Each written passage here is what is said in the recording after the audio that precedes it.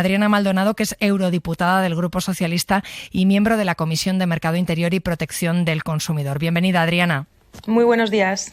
Los ciudadanos se preguntan qué aporta tener una agenda del consumidor europea si se les sigue timando.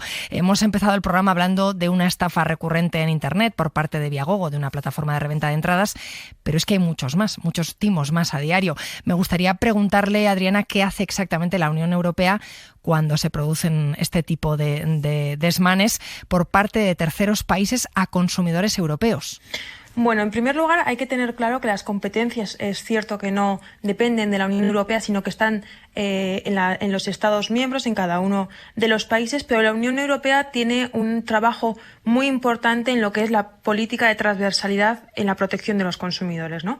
Es verdad que estamos viendo cómo ha aumentado el uso de compras por Internet desde el año 2009, más de un 60% de incremento, ¿no?, en comparación con ese año 2009 en el año 2020, y por lo tanto lo que tenemos que hacer es proteger a los consumidores en todos los ámbitos, ya sea bien las estafas de compras por Internet, por supuesto las estafas y engaños también en compras físicas o tradicionales, como las estamos empezando a llamar, y para eso pues la Unión Europea comenzó en diciembre del año 2020 un debate muy importante sobre dos leyes, que son la Ley de Servicios Digitales y la Ley de Mercados Digitales, que van a obligar a las plataformas y a las empresas que venden de forma online a que cumplan con todas las obligaciones de los usuarios y que va a proteger mucho más a los consumidores, ¿no? Todo esto se englobaría también dentro de la filosofía de lo que es la agenda del consumidor que sacó la Comisión Europea después del COVID, porque también hemos visto que el COVID ha dejado muchas secuelas en los consumidores y ha vulnerado muchos derechos, ¿no? Vamos por partes porque tengo varias preguntas en base a lo que acaba de contarnos. Lo primero, mucha gente se preguntará ¿qué aporta entonces la Unión Europea si las competencias de consumo están transferidas, como dices, y luego las administraciones de cada país se desentienden de aplicar la normativa? Bueno, aquí en primer lugar hay que decir que siempre existe una política de competencia y también una política de sanciones en ciertos incumplimientos, ¿no? Pero la Unión Europea sabemos que se va construyendo poco a poco, y es verdad que la Unión Europea cada vez tiene más competencias y también en materia de protección de los consumidores tiene cada vez más capacidad de decisión y de obligar al cumplimiento de las normas tanto a las administraciones públicas como también a las empresas privadas, ¿no? Por ejemplo, se ha creado una red europea para la protección de los consumidores que lo que hace es facilitar que los consumidores tengan los mismos derechos en todos los diferentes países, ¿no? Se han aprobado muchas leyes de aplicación obligatoria para todos los Estados miembros, como por ejemplo el roaming, que nos permite movernos por toda la Unión Europea con nuestros propios datos. Se ha aprobado también y se va a revisar ahora la ley, por ejemplo, de seguridad de los productos, que es fundamental para lo que veníamos hablando de las plataformas. También se ha aprobado una ley muy importante que afecta a los consumidores, que es la ley de la obsolescencia programada, es decir, por qué las fábricas o las empresas hacen que las máquinas duren un tiempo determinado. Eso es ilegal y, por lo tanto, la Unión Europea no solamente se ha puesto a revisar eso, sino que ha sacado una legislación que obliga a ir reduciendo con el paso del tiempo, ¿no?, dentro de la ley o de la estrategia de sostenibilidad de la propia Unión Europea, a obligar a las compañías a que se opte mucho más por la reparación que por la compra de nuevos productos cuando están en buen estado, ¿no? En definitiva, hay una gran cantidad de leyes que amparan a los consumidores, aunque es cierto que no hay competencias como tal en consumidores. Claro, el amparo entre Estados miembros y ese paraguas común me queda claro, pero ¿qué pasa cuando se trata de plataformas estadounidenses? Estoy pensando en un ejemplo de hace un par de semanas. La Organización Europea de Consumidores denunció a TikTok por no proteger a los niños de la publicidad oculta y por violar sistemáticamente los derechos del consumidor. Esto está pasando cada día, cada minuto. Claro, aquí lo que vemos es un fiel reflejo de que muchas veces la política, por desgracia, va más tarde que la realidad, ¿no? El mercado tecnológico, como consecuencia de la pandemia, hemos visto que ha aumentado muchísimo más esa necesidad que se nos ha creado a los consumidores de la utilización y de estar totalmente en constante comunicación y contacto con las redes sociales y con Internet, ¿no? Por lo tanto, la Unión Europea en diciembre sacó dos leyes muy importantes que estamos durante todo este año 2021 trabajando, cuyo objetivo primordial, y por eso las leyes han caído en la Comisión de Mercado Interior y Protección de los Consumidores, es que los usuarios y sobre todo los niños, que son los más vulnerables, tengan un gran amparo en el futuro en todo lo que tiene que ver con la digitalización y sobre todo con el uso de los dispositivos electrónicos y las aplicaciones móviles. Por poner un ejemplo, una persona que utilice una aplicación móvil para decir que un producto le gusta y haya sido pagado por la compañía, es decir, publicidad, tendrá que informar a los consumidores. Las plataformas tendrán la obligación de retirar contenido ilegal para no incitar al odio de sus propias plataformas también. Y luego una cosa muy importante, aquellas compras que hagamos, por ejemplo, por aplicaciones de Internet o por marketplaces, serán responsables cuando vendan un producto de otro país. Es decir,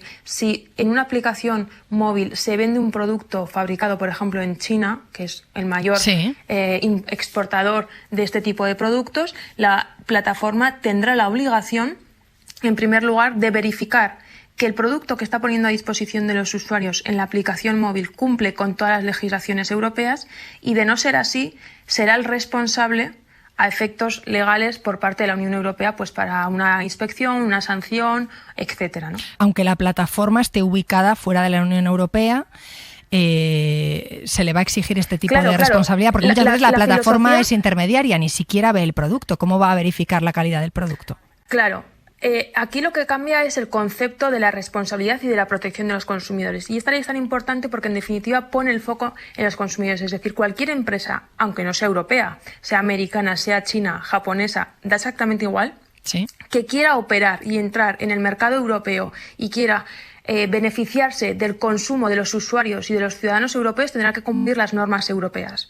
Y el principio de esta ley de servicios digitales, va a haber un criterio que es el Know Your Client, o conozca a su cliente comercial, que responsabiliza a la plataforma que hace de intermediación. Es decir, si tú eres responsable de un producto que se vende por una empresa china, tú como intermediario tendrás la responsabilidad de asegurar que se cumplen los valores y estándares europeos. Eso lo que hace es un filtro muy importante a los consumidores, que nos va a garantizar que todos los productos que compremos en las plataformas europeas, independientemente de que su origen sea de otro país, va a cumplir con los estándares de consumo de la Unión Europea. Más temas. Le invito a escuchar esto que ha afectado a tanta gente. Ryanair al final no nos hace reembolso, porque necesitas seguro de viaje y mandarlo a tu compañía de seguros y que lo discutan y que les den el reembolso. Así que nada, de Ryanair, aunque haya estado 3 horas y pico de retraso y todos los días de cancelación, no nos van a dar nada. Y Air Europa, en principio, tampoco. Hemos intentado decir que... Este era un oyente que no pudo volar en enero por el temporal de nieve Filomena. Las cancelaciones masivas de vuelos llevan un año siendo una pesadilla para los viajeros, Adriana. Varias compañías aéreas ya sabe que han incumplido repetidamente su obligación de reembolsar el importe de los billetes a los clientes en tiempo y forma. ¿Qué va a hacer Bruselas? Bueno, en primer lugar, es verdad que uno de los temas más importantes, nada más comenzar la pandemia, por supuesto, aparte del sanitario, fue la protección de los consumidores y todo lo que tiene que ver con las aerolíneas, ¿no? Miles de usuarios y de ciudadanos afectados por este tema, y por lo tanto la Comisión Europea publicó en mayo del año 2020 una recomendación que es bastante clara, en la que obliga a las plataformas, o en este caso a las empresas de aerolíneas, ¿no?, que tienen que reembolsar a los consumidores, porque es un derecho de los consumidores que sea devuelto su dinero de los billetes.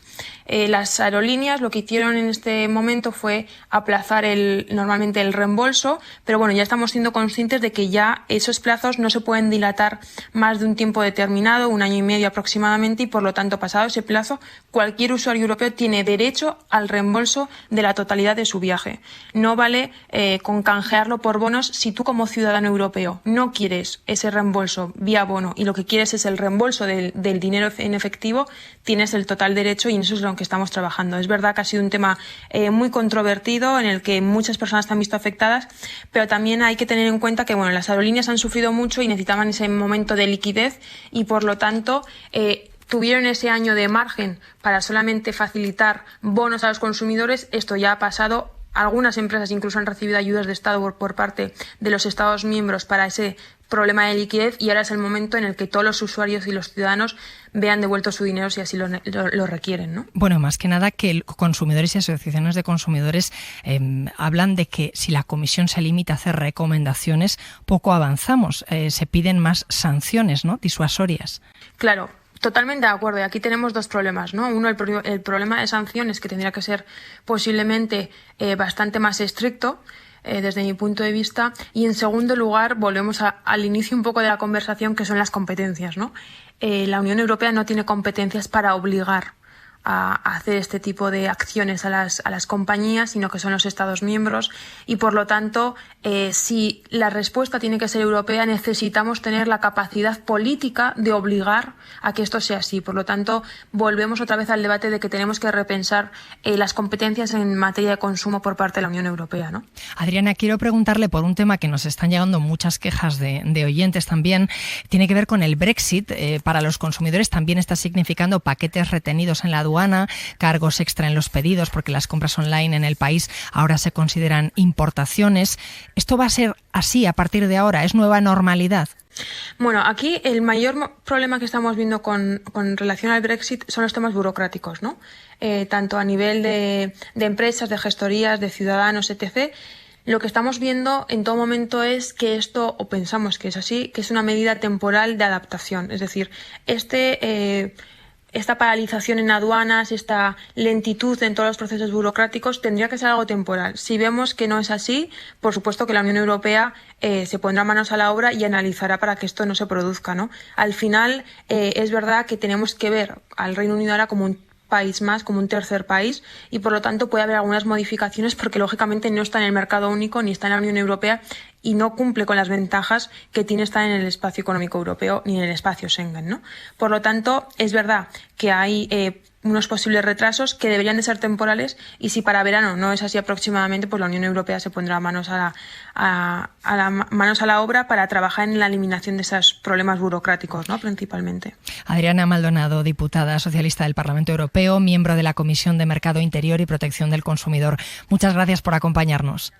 Muchas gracias. Un saludo. Rubén Sánchez, portavoz de Facua.